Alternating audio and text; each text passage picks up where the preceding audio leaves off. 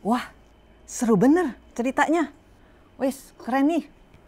Wah, ya, ini penting-penting. Catat nih, catat. Eh, anak-anak.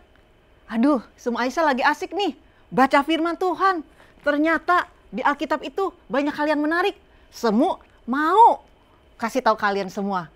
Kebetulan hari ini hari Natal kan, dan berita Natal yang semua mau bagikan buat anak-anak sekalian. Tapi sebelumnya kita berdoa dulu ya, sebelum kita sama-sama dengar firman Tuhan. Yuk kita doa. Tuhan Yesus, berkati firman Tuhan yang akan kami dengar pada hari ini, berita Natal, kiranya boleh menjadi berkat buat kami sekalian. Tuhan tolong kami juga supaya kami tahu bagaimana kami bisa berespon kepada Tuhan dan kepada firman Tuhan. Terima kasih Tuhan, dalam nama Tuhan Yesus kami berdoa. Amin. Anak-anak, semua Aisyah dapatkan. Ternyata di dalam Alkitab itu ada hal-hal yang luar biasa banget ya. Coba yang pertama anak-anak, pernah pikirkan nggak bahwa ketika Allah menciptakan alam semesta ini, apa yang Allah katakan? Ada 3 perkataan yang Allah katakan setiap kali Allah selesai menciptakan alam semesta ini. Pada waktu hari pertama, waktu Allah menciptakan terang, apa yang Allah katakan? Allah katakan baik. Lalu ketika Allah menciptakan pada hari kedua, hari ketiga, hari keempat, hari kelima, Allah mengatakan semuanya itu baik. Dan ketika Allah menciptakan pada hari yang ke-6, Allah mengatakan sungguh amat baik. Bisa bayangkan nggak anak-anak bahwa alam yang Allah ciptakan itu ternyata tempat yang begitu indah, begitu sempurna. Tidak ada tempat di dunia manapun yang sekarang ini kita bisa lihat sesempurna alam ciptaan Tuhan pada mulanya. Wow, keren banget kan? Wow, semua tidak bisa bayangkan betapa indahnya tempat itu, betapa nyamannya, betapa luar biasanya tempat itu. Tapi sayang anak-anak, ternyata alam yang begitu sempurna itu pada akhirnya tidak lagi menjadi tempat yang indah karena satu perkara, yaitu bahwa manusia yang pertama jatuh dalam dosa. Anak-anak tahu siapa manusia pertama itu? Betul, Adam dan Hawa. Sayang sekali mereka jatuh ke dalam dosa. Karena apa? Karena mereka tidak mentaati Allah. Mereka melanggar apa yang Allah perintahkan kepada mereka, yaitu makan buah pengetahuan yang baik dan jahat. Padahal Allah sudah melarangnya. Dan apa yang terjadi anak-anak? Seperti yang Tuhan katakan, penghukuman buat mereka. Sebab pada hari engkau memakannya, pastilah engkau mati. Maksudnya adalah pertama-tama bukan langsung badannya mati. Tapi yang lebih dahulu mati adalah hubungan manusia dengan Allah. Hubungan Adam dan Hawa dengan Allah menjadi mati, terputus. Nah itulah yang menjadi penderitaan, menjadi malapetaka yang terbesar dalam kehidupan manusia. Sayang sekali bukan? Apa yang terjadi anak-anak sekalian? Tuhan itu luar biasa banget loh. Ya, coba anak-anak sekalian. Pada waktu Adam dan Hawa baru saja berbuat dosa, Allah menghukum mereka. Mereka harus keluar dari Taman Eden yang begitu indah, yang begitu sempurna. Tapi Allah juga karena kasihnya kepada Adam dan Hawa, Allah memberikan janjinya. Apa janjinya? Yaitu dikatakan bahwa aku akan mengadakan permusuhan antara engkau dan perempuan ini. Keturunannya akan meremukkan kepalamu. Itu yang Allah janjikan. Yaitu bahwa keturunan Hawa nantinya akan meremukkan kepala si iblis, ular yang sudah memperdayai akan Hawa. Anak-anak, Tuhan baik banget ya. Tuhan memberikan janji keselamatan. Manusia sudah jatuh dalam dosa. Tapi suatu saat nanti Allah akan menyelamatkan kembali manusia. Allah akan menolong manusia dari segala dosa mereka dan memberikan hidup yang baru. Luar biasa bukan? Inilah janji keselamatan yang Allah berikan pada mulanya, yaitu di dalam kitab Kejadian. Tapi anak-anak sekalian, terhadap janji keselamatan ini, apa yang harus kita lakukan? Yaitu kita harus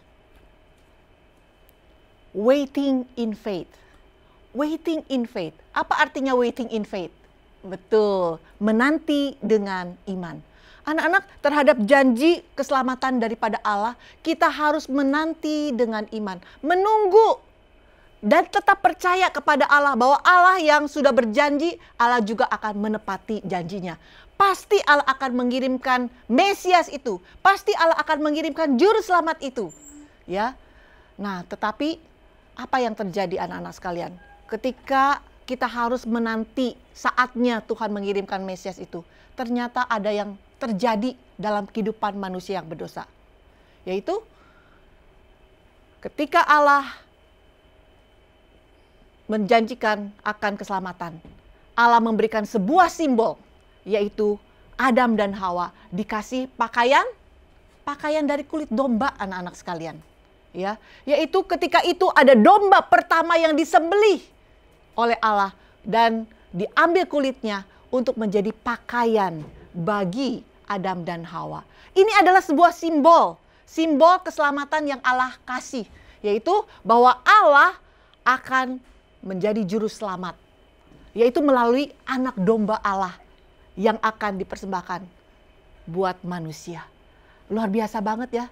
Ada satu pengorbanan yang akan terjadi demi menyelamatkan umat manusia, dan itu terjadi pada manusia pertama yang Allah ciptakan.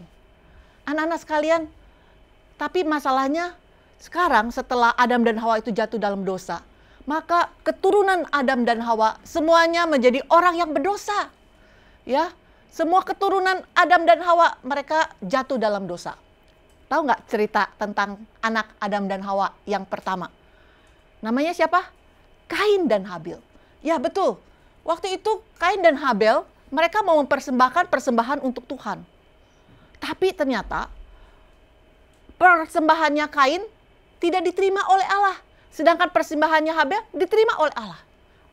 Apa yang terjadi kepada Kain? Jangan lupa, mereka adalah orang berdosa. Kain ketika melihat adiknya persembahannya diterima oleh Tuhan, maka Kain hatinya menjadi sangat panas. Mukanya muram. Oleh apa? Dalam hatinya ada iri hati.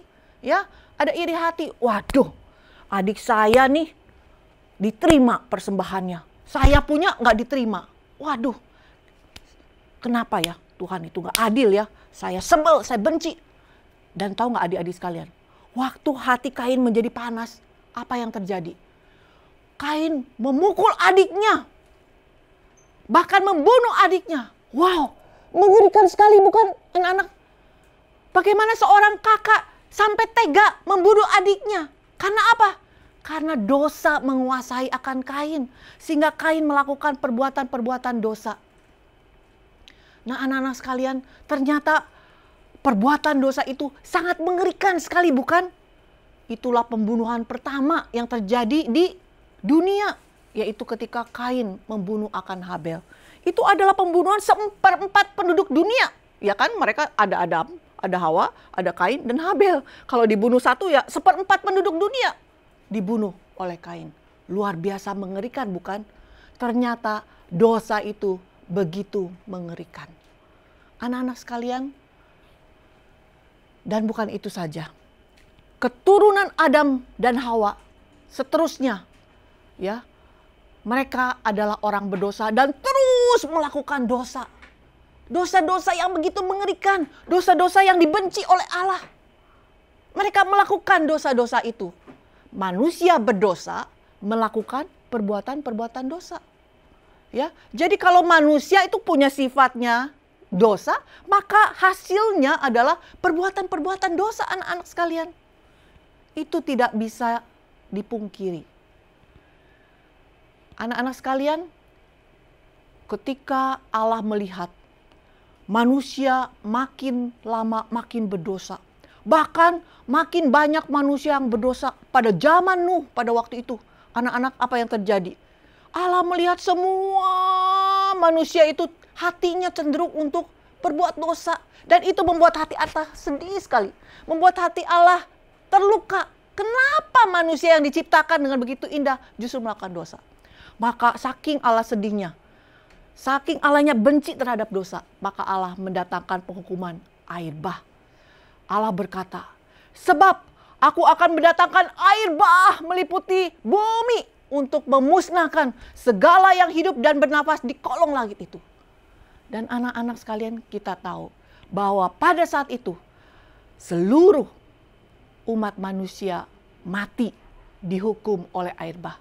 Kecuali satu keluarga. Siapakah dia? Betul, keluarga Nuh.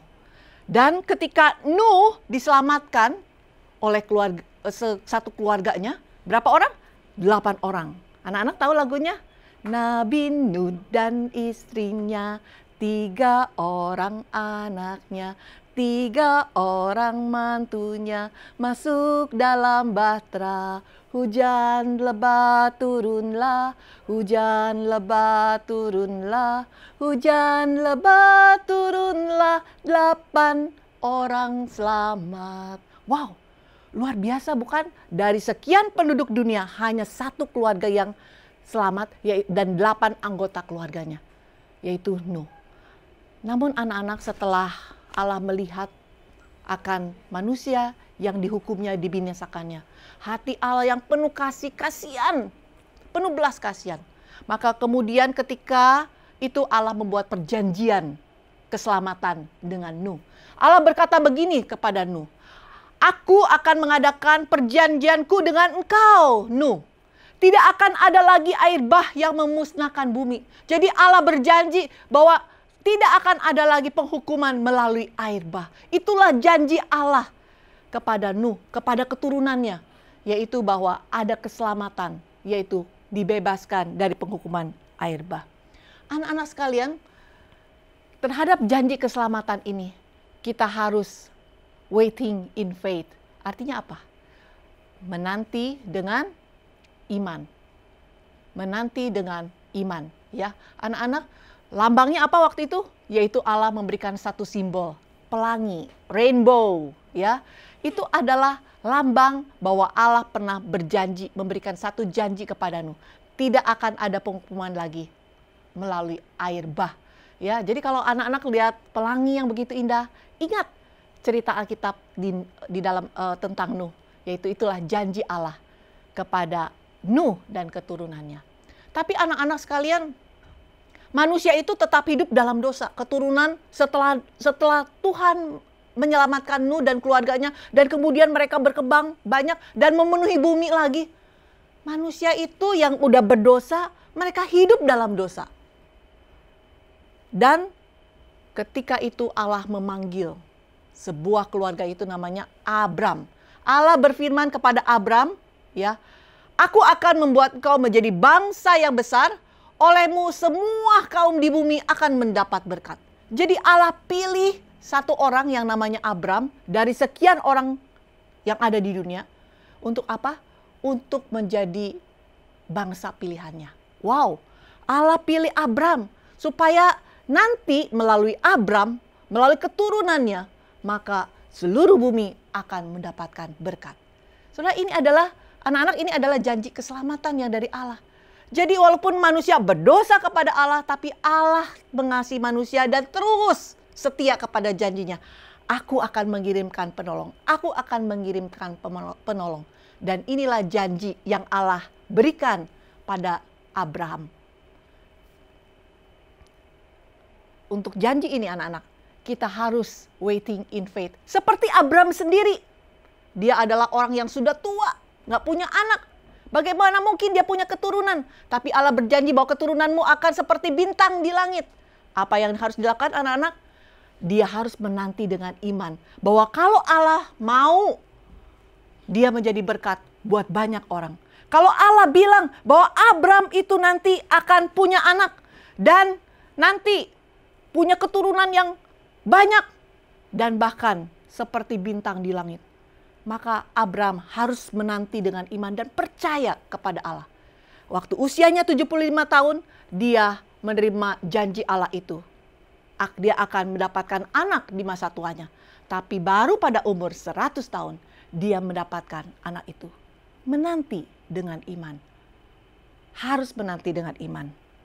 Anak-anak sekalian, kemudian bukan saja kepada Abraham, tapi kemudian setelah Abraham betul-betul mengalami, dia punya keturunan yang banyak melalui Ishak, anak yang tunggal itu, dan kemudian melalui Yakub, saudara sekalian.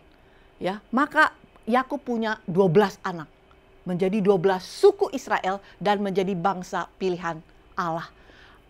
Kepada bangsa Israel yang masuk ke dalam perbudakan Mesir dan kemudian dipimpin oleh Musa keluar dari perbudakan Mesir, Allah kemudian memberikan janjinya kepada Musa untuk bangsa Israel, yaitu kamu akan menjadi harta kesayanganku sendiri. Kamu akan menjadi bagiku kerajaan imam dan bangsa yang kudus. Wow, bayangkan itu janji Allah, janji yang indah bukan?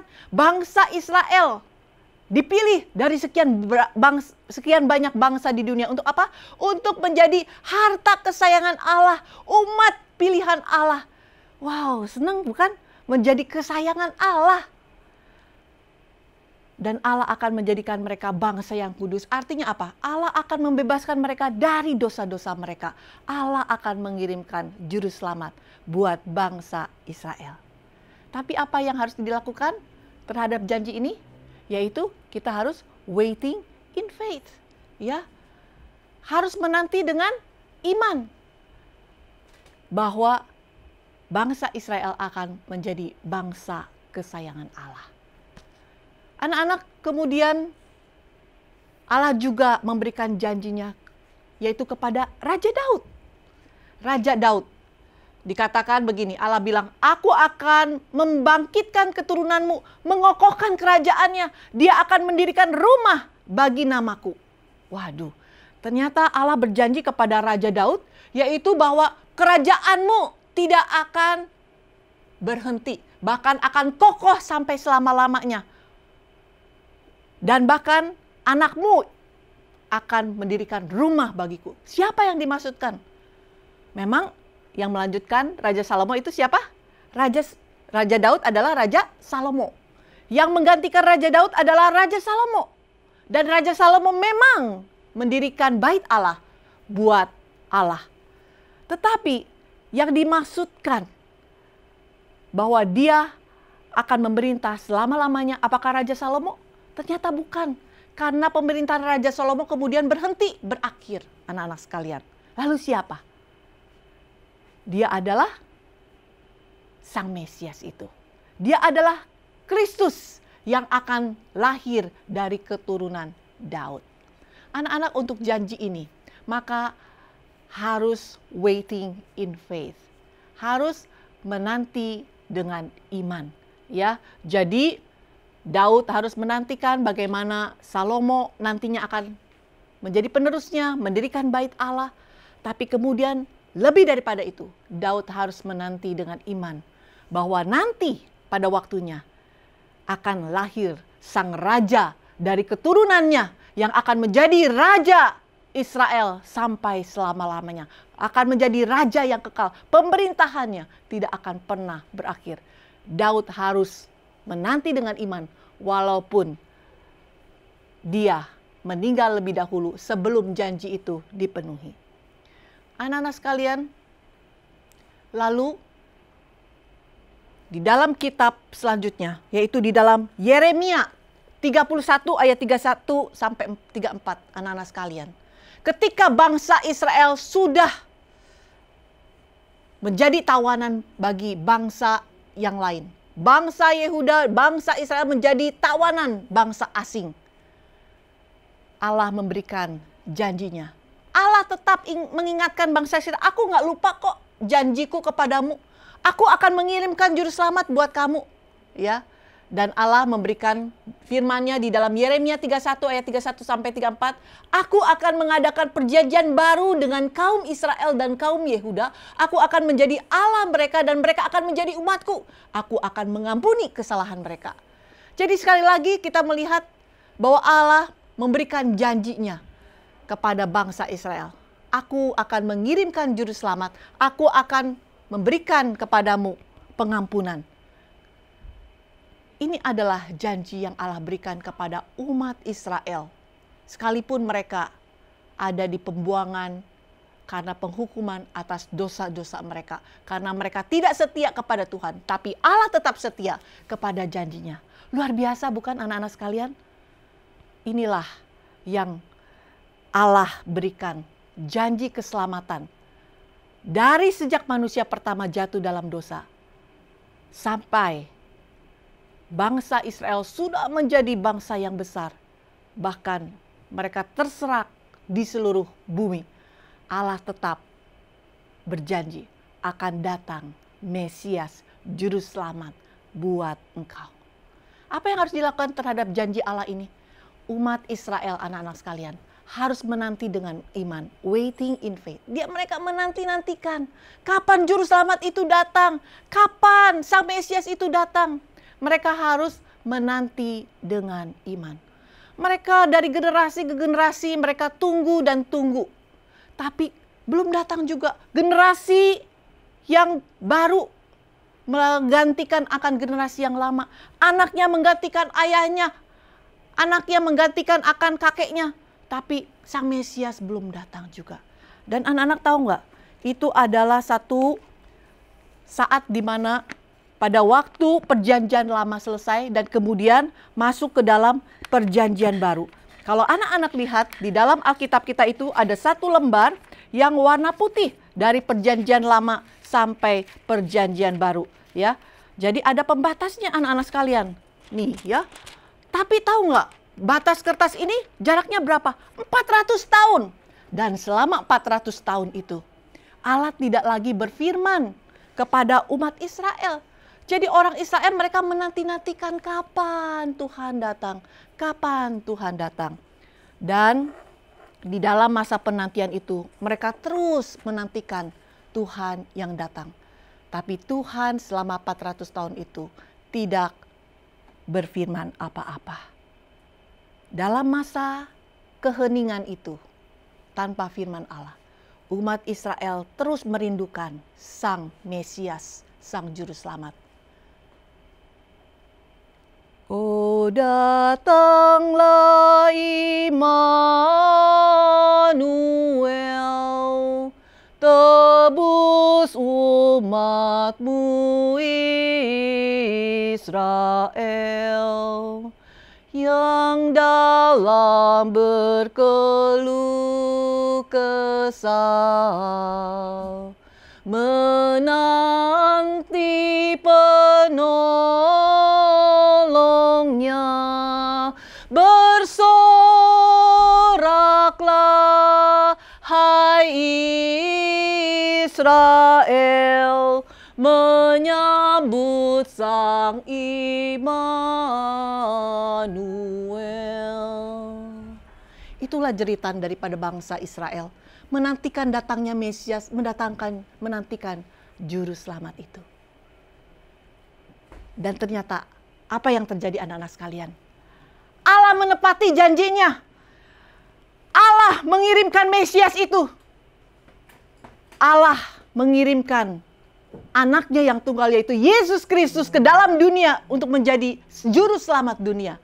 Dan pada waktu itu, pada saat Raja Herodes sedang bertahta, lalu orang Majus datang dari tempat yang sangat jauh dan mereka bertanya, di manakah Mesias, yaitu bangsa Mesias akan dilahirkan.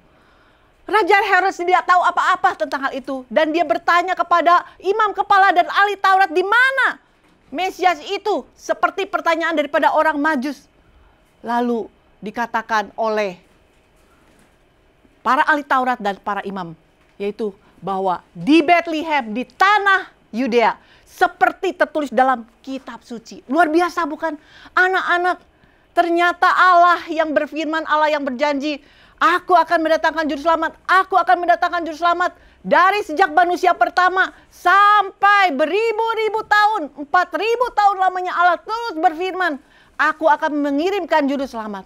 Dan pada akhirnya Juru Selamat itu datang, Mesias itu datang. Dan orang Majus menemuinya. Anak-anak sekalian, orang Majus mendapatkan bayi yang mungil, yaitu Yesus Kristus yang ada di dalam rumah itu. Di dalam rumah. Pada saat itu bayi Yesus sudah berusia kurang lebih 2 tahun. Dan mereka kemudian bahkan membawa persembahan. Bahkan mereka menyembah kepada Yesus. Karena apa? Karena mereka meyakini bahwa Yesus itulah Sang Mesias yang dijanjikan oleh Allah bagi umat Israel, bahkan Mesias bagi umat manusia. Haleluya, anak-anak sekalian.